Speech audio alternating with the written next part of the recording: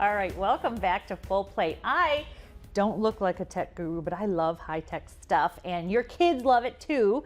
But what do you get for your kids' iPad, their iPhone, to make sure that back to school goes a little bit smoother? I went to my guru on this stuff, Matt Brown from Magnet Interactive. You design apps. I mean, this is your thing, but you also are on the lookout for what's good out there. Absolutely. And I have small kids who are in school, and they use a lot of apps themselves. So I kind of take note of what they're using. And what makes a good app when it comes to your kids? What do you think, okay, you must look at what they've got, and oh no. Kids love animation. They love things that move. They love lots of color, great sound.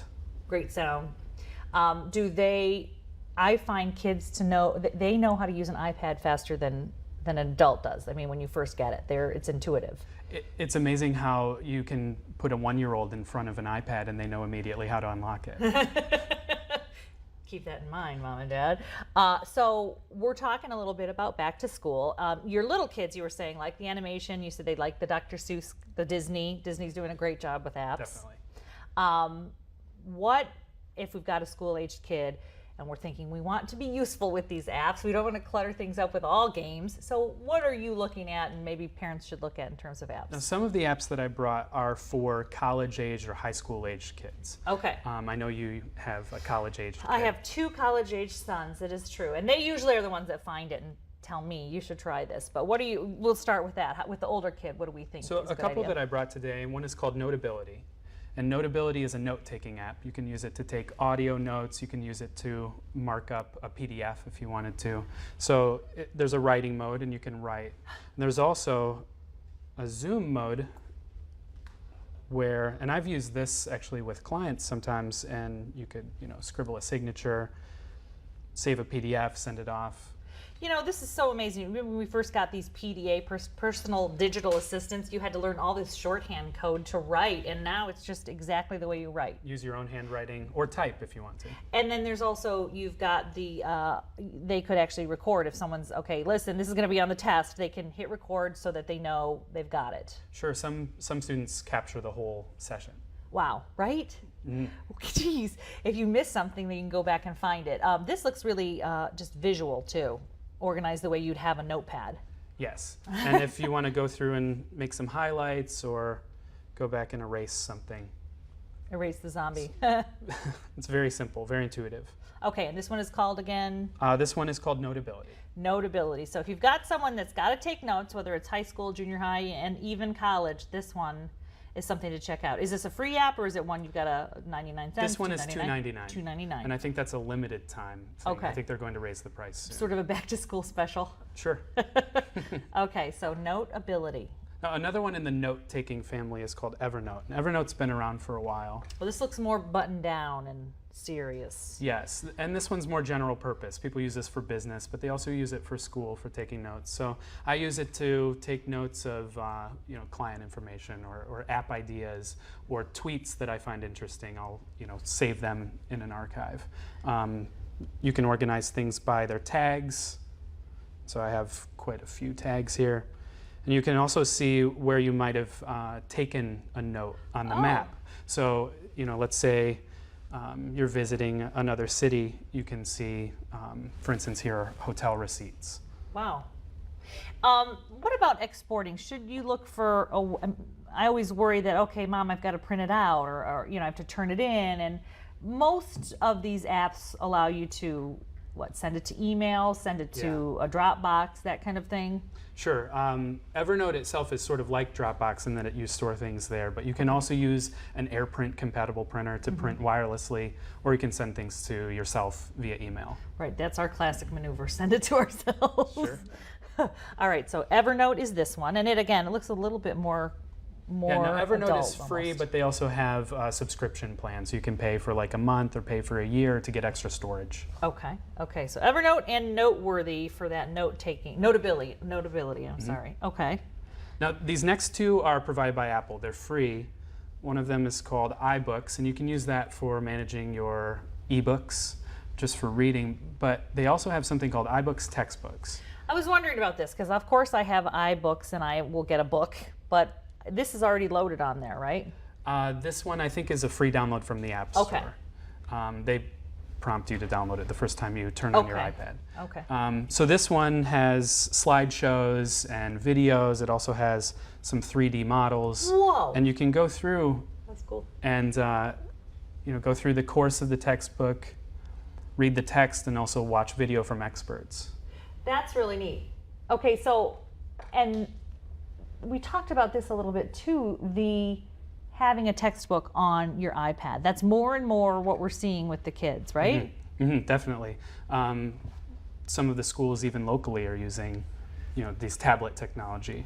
To make it, I mean, it's amazing to me actually. When we talked a little bit too about, as an adult, if you've got an iPad, don't forget that there's free classes on here. I mean, this is amazing. Stanford provides classes. National Geographic has information. Yale, Harvard, any of the major schools are going to have courses for free where you can learn about subjects ranging from life sciences to politics to even how to program. This is great advice for, I'm a perennial student. Same here. But I always want to learn different things, and this is really cool. You can just take those courses, and many of them free, where you can get a little bit in depth into a subject. There is National Geographic photography or. Yeah, no, this app is called iTunes U, and some of the courses that you can subscribe to will also have assignments. So students at Stanford University can use this, or continuing education student from all walks of life can use this.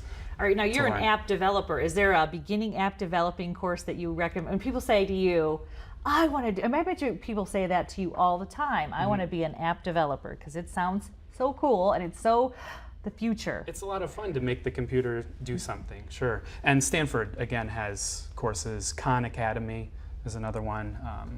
And they're available within this catalog here. So you go to the catalog and you can look at what they have featured. And some of their featured items are related to, again, programming. They also have things broken down by whether it's university or college or K through 12.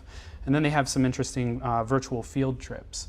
One of them, if I go back to the library here, is for the National Underground Railroad Freedom Center, which is actually in Cincinnati. And so they have a whole, video tour.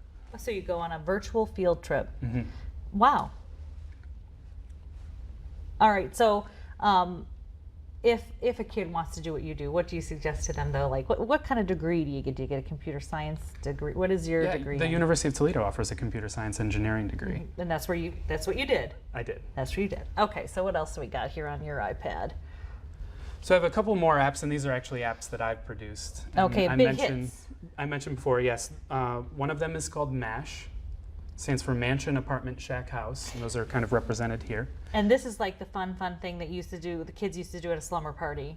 Yeah, this Turned is into an app. age 8 maybe to 14 is what it's most popular with. So if you wanted to find out who you might marry or what kind of house you might live in or even where you might go to school, you can get, University of Michigan. Oh, so you've updated it. I don't remember the college part. Is that new? It's been in there, Oh. but The college part, I've never seen the college part. you can select people that you might marry, and there are some famous people's names, and then just general, generic names. We also have the city you might live in. This turns out to be the number of kids you might have. 10? Some kids put in, 1 million. I'm going to repopulate the It earth. could be a camp counselor, webmaster, or chiropractor.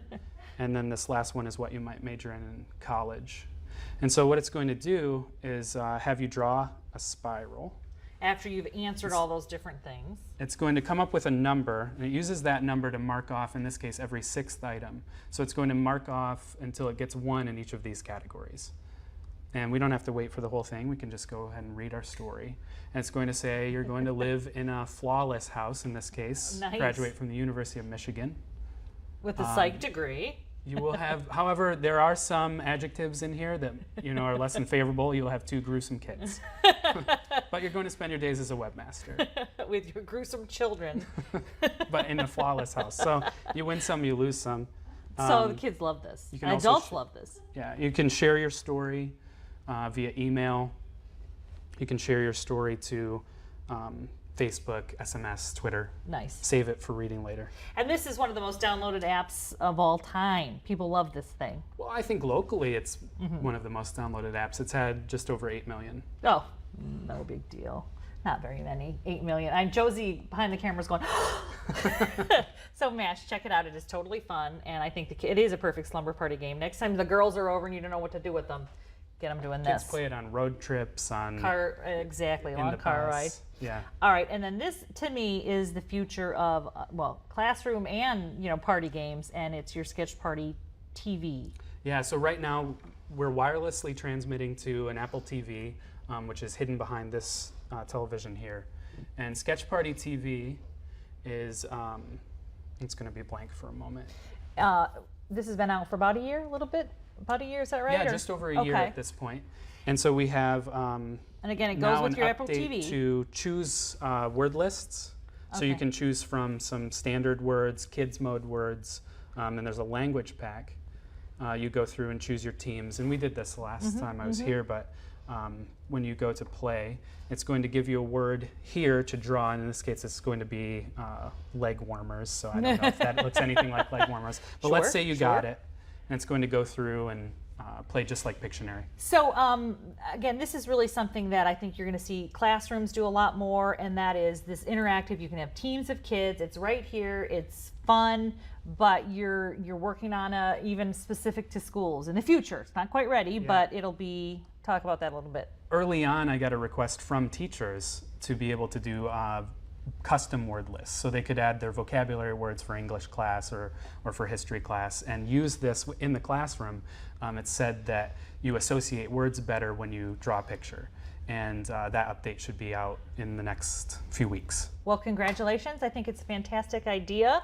A Sketch Party TV with your Apple TV. And again, you're going to see the kids, I think, using these kind of things more and more in the classroom. Take a look at those apps. And I will, of course, link all those apps to fullplate.tv in case you forgot the name of them. But I'm definitely liking that note-taking one for sure. Really cool. All right, stay with us. We are going to